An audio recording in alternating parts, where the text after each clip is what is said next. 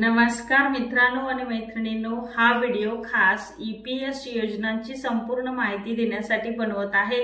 तर लक्षपूर्वक ऐका। 18 वर्षाच्या पुढील प्रत्येक व्यक्तीस, प्रत्येक मुलास, प्रत्येक मुलीस, प्रत्येक जे लोक काम करत आहेत त्यांच्यासाठी हा खूप महत्त्वपूर्ण योजना आहे, जी ईपीएस कर्मचारी निवृत्ती योजना आहे। तर हा व्हिडिओ शेवटपर्यंत पहा, म्हणजे ईपीएस योजनेबद्दल तुम्हाला अधिक माहिती मिळून जाणार आहे। कारण ईपीएस म्हणजे कर्मचारी निवृत्ती वेतन योजना कशी काम करते, कोण पात्र आहे आणि तुम्हाला किती पेन्शन मिळेल याची संपूर्ण माहिती आज आपण जाणून घेणार आहोत।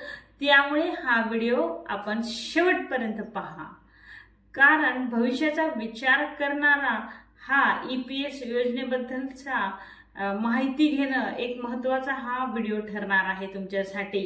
कारण ईपीएस बद्दल बऱ्याच जणांना माहिती नाहीये। काम करतात लोक इंडस्ट्रियल एरियामध्ये, अनेक कारखाना, अनेक कंपनीज मध्ये, पण त्यांना नक्की पीएफ बद्दल काही माहिती नाहीये। पण हा व्हिडिओ तुमच्यासाठी खूप महत्त्वपूर्ण ठरणार आहे। ईपीएस ही कर्मचारी भविष्य निर्वाह निधी संघटनेद्वारे ईपीएफओ चालवली जाणारी एक महत्त्वाची पेन्शन योजना आहे।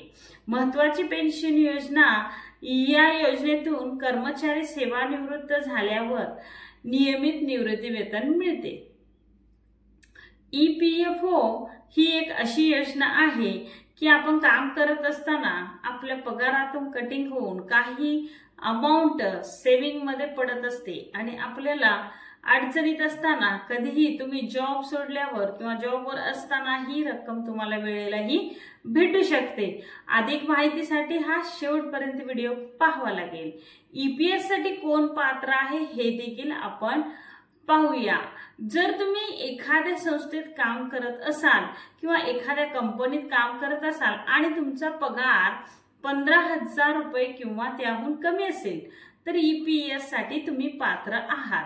योजनेत सहभागी असण्यासाठी तुम्हाला किमान 10 वर्ष ईपीएफ मध्ये योगदान द्यावे लागेल।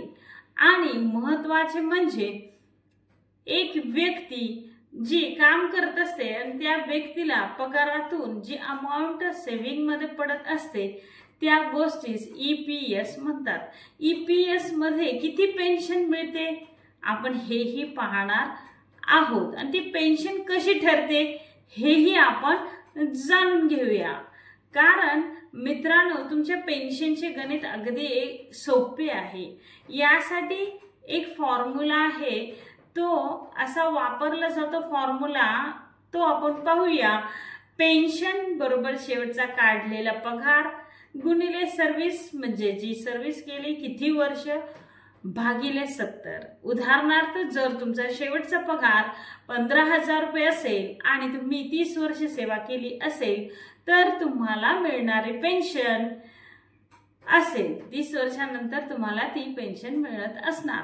कारण 15,000 गुणिले 30 भागिले 70 बरोबर 6,428 पेन्शन मिळेल। बघा, हे कॅल्क्युलेशन बरोबर आहे का बघा, आणि चुकीचं असेल तर कमेंट मध्ये सांगा, बरोबर असेल तरीही कमेंट करायला विसरू नका।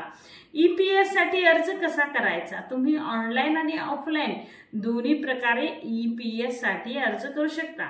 यासाठी तुम्हाला ईपीएफओ च्या अधिकृत वेबसाईटला भेट द्यावी लागेल आणि फॉर्म 10D म्हणजे 10D भरावा लागेल। ईपीएफ चे फायदे आणि मर्यादा। ईपीएफच्या काही मुख्य फायद्यामध्ये आजीवन पेन्शन, वारसांसाठी पेन्शन, सुरक्षितांचा यात समावेश आहे। मात्र यामध्ये एक मर्यादा आहे, जर तुमच्या सेवा काळात वर्षापेक्षा कमी योगदान असेल तर तुम्हाला संपूर्ण पेन्शन मिळणार नाही। म्हणजे जर तुम्ही सेंट्रल गव्हर्नमेंट मध्ये असाल आणि अर्ध्यामध्ये जर तुम्ही जॉब सोडला असेल सेंट्रल गव्हर्नमेंटचा, तर तुमचे ते कालावधी पूर्ण झाल्यावरच त्या गोष्टींचा तुम्हाला लाभ मिळू शकतो। तर मित्रांनो, तुम्हाला ही माहिती उपयोगी वाटली का? जर हो असेल तर व्हिडिओला लाईक, शेअर आणि सबस्क्राईब करायला विसरू नका। तुमच्या कोणत्याही प्रश्नांसाठी, ईपीएफओ या योजनेसाठी किंवा पेन्शनच्या कोणत्याही प्रॉब्लेम्ससाठी खाली कमेंट करा।